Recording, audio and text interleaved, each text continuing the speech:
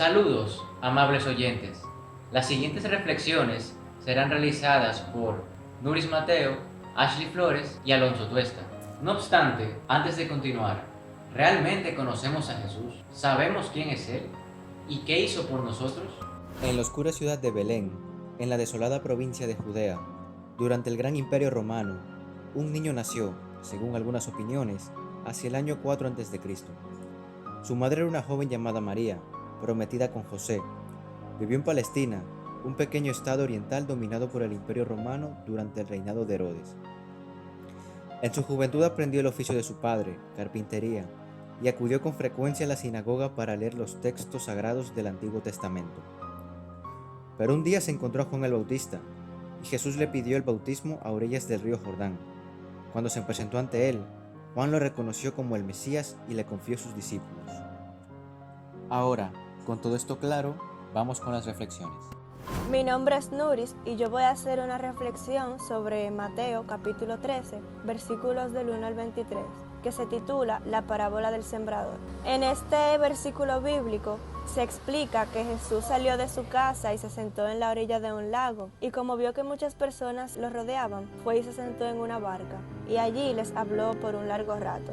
Jesús habló sobre un sembrador que salió a sembrar sus semillas, y que mientras las tiraba, unas cayeron en el camino y unos pájaros se las comieron, otras cayeron entre las rocas y el sol las tostó, otras cayeron entre las zarzas que luego crecieron y ahogaron las semillas, y otras cayeron en la tierra buena y allí crecieron. Luego Jesús dijo: el que tenga oídos que oiga.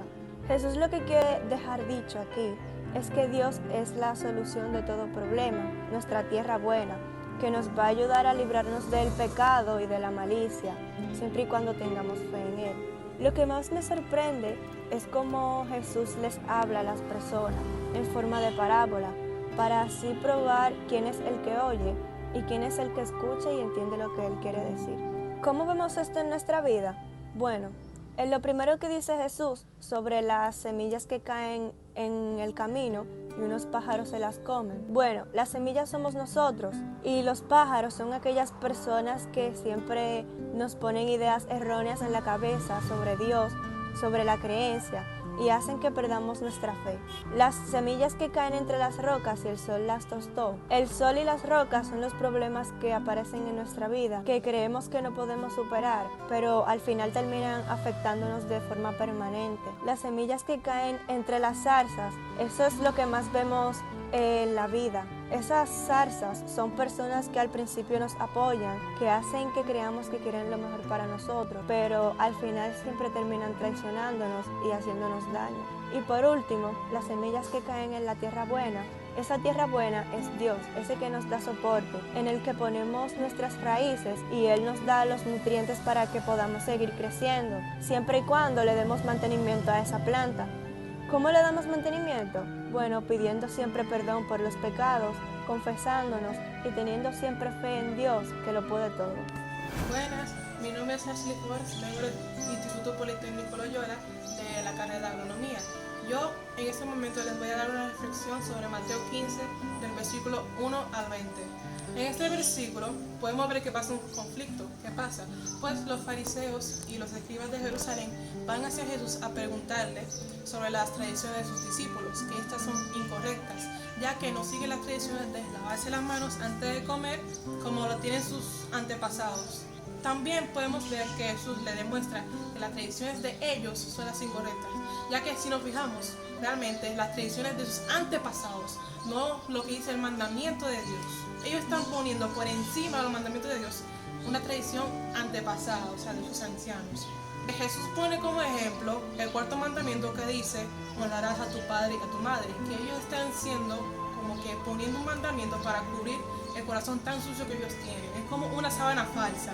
Esta sábana falsa oculta el corazón pecaminoso que lastima y hiere a sus prójimos. En este capítulo me marcó mucho, ya que Jesús los trata con dureza, pero con dureza y a la vez con inteligencia y madurez. ¿Por qué? Porque Él no les trata de juzgar, Él les aconseja, Él los acoge para decirle que ellos deberían seguir la palabra de Dios.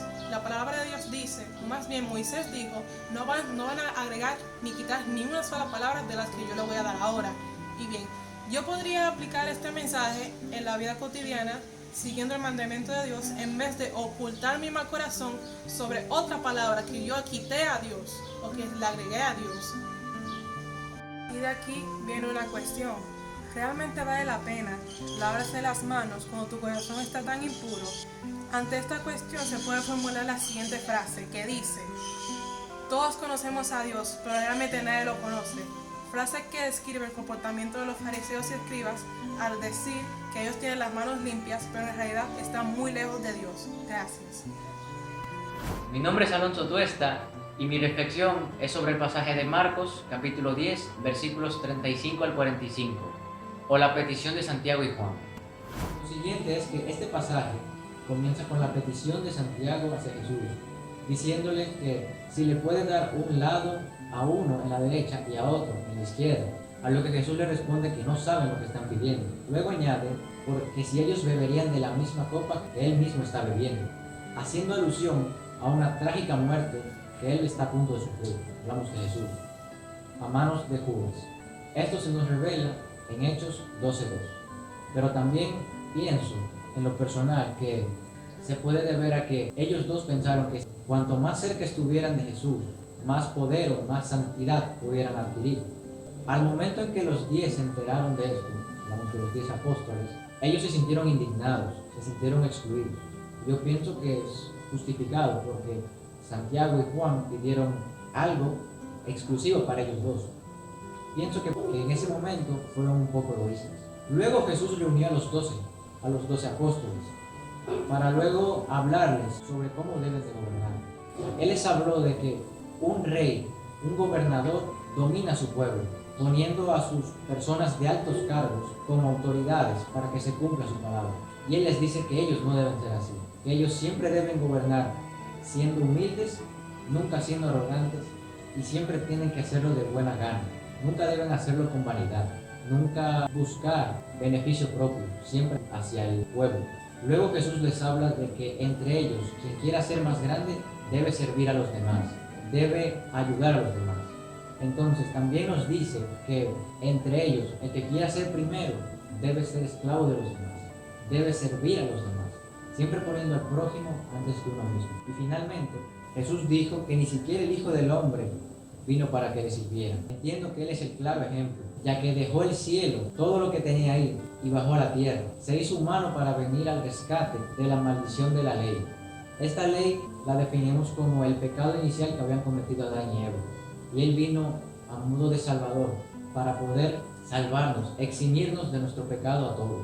Esto se menciona en Gálatas 3:13. Lo que entiendo es que Jesús vino despojándose de todo para salvar a un conjunto de personas que quizás ni siquiera lo recuerden. Entonces lo que me da a entender es que uno siempre tiene que darlo todo, uno siempre tiene que servir a los demás, siempre tiene que estar al servicio, no imponerte sobre ellos, sino ser una buena persona, siempre buscando ayudar a los demás, buscando también el despojo total. Soy yo una sola persona que no tiene nada material, pero espiritualmente está muy bien. Lo que más me marcó de este pasaje fue la gran paciencia que tuvo Jesús con sus discípulos, ya que, como sabemos, Santiago y Juan le pidieron dos cosas que se podían considerar exclusivas, y Jesús les respondió de manera sabia y educada, cosa que no muchos de nosotros hubiéramos hecho en su lugar. Otra cosa que también me sorprendió y que también me marcó bastante fue cuando llamó a los 12 y les habló sobre el poder, y que ellos tienen que gobernar siempre de manera honesta y de manera humilde, al servicio del pueblo, nunca para ellos mismos. Y así como Jesús tuvo una gran paciencia con sus apóstoles, a mí me gustaría tener esa paciencia con diversas situaciones que me ocurren en mi vida cotidiana, ya sea con mi familia o con mis relaciones interpersonales. Y así como les habló del poder y la humildad, entiendo que todo lo que vaya a ser hacia un futuro tiene que ser con el propósito del bienestar de la humanidad. Gracias. Juan, capítulo 11, versículo 40. Jesús le dijo: ¿no te he dicho que si crees vas a ver la gloria de Dios?